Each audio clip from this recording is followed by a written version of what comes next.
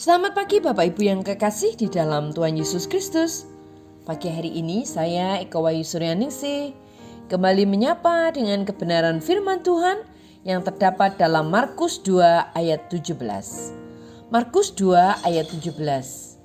Yesus mendengarnya dan berkata kepada mereka, "Bukan orang sehat yang memerlukan tabib, tetapi orang sakit.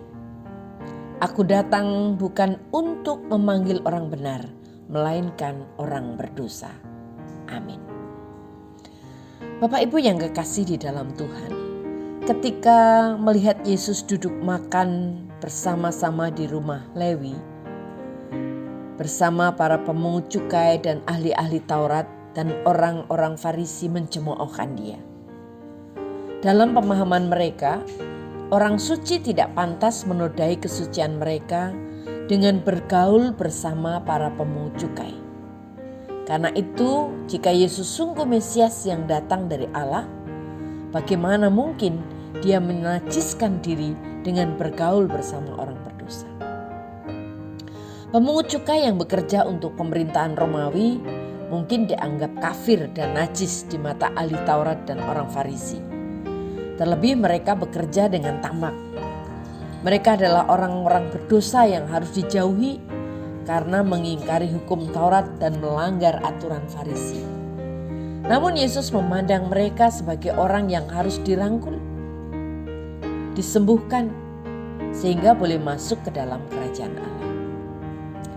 Bapak Ibu yang kekasih di dalam Tuhan, sekalipun pergaulan yang buruk dapat merusak kebiasaan baik, tetapi sebatang lilin yang menyala cukup untuk mengusir kegelapan. Inilah yang dilakukan oleh Tuhan Yesus dengan kedatangannya ke dunia. Tuhan Yesus masuk ke dunia yang penuh dengan dosa, tetapi dia tidak tercemar oleh dosa. Sebaliknya, ia memberi terang bagi dunia. Demikian pula kita sebagai murid-muridnya. Anugerah Tuhan semestinya mendorong kita untuk melakukan tindakan serupa, menjadi lilin yang menyala untuk mengusir kegelapan. Tentu saja kesaksian ini hanya dapat terjadi jika kita sungguh-sungguh menanggapi kasih karunia Tuhan, membuka diri, mengaku dosa dan menerima anugerahnya. Bukan seperti ahli-ahli Taurat dan orang Farisi yang pura-pura sehat sehingga tidak pernah mengalami kesembuhan. Itu sebabnya Bapak Ibu yang kekasih di dalam Tuhan, mari kita sungguh datang kepada Tuhan. Kita percaya bahwa kita diberi anugerah keselamatan, bukan untuk menyombongkan diri, bukan untuk membanggakan diri, tetapi untuk menyaksikannya. Karena anugerah yang kita terima adalah anugerah yang cuma-cuma.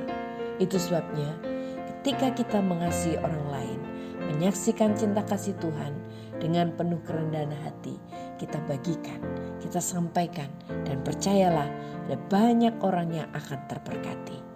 Amin. Mari kita berdoa. Tuhan Yesus, kami mengucap syukur buat firman-Mu pagi hari ini. Tolong kami Tuhan, supaya kami sungguh-sungguh melihat kasih karunia Tuhan itu sebagai anugerah yang Tuhan berikan. Dan itu adalah anugerah yang cuma-cuma, yang seharusnya kami tidak layak menerimanya. Tetapi karena kasih-Mu yang besar, sehingga kami diselamatkan. Itu sebabnya Tuhan, tolong kami supaya kami dapat menyaksikan kasih-Mu itu kepada banyak orang. Sehingga ada banyak orang yang diberkati. Kami bersyukur Tuhan, di dalam nama Tuhan Yesus Kristus kami berdoa dan bersyukur. Haleluya. Amin.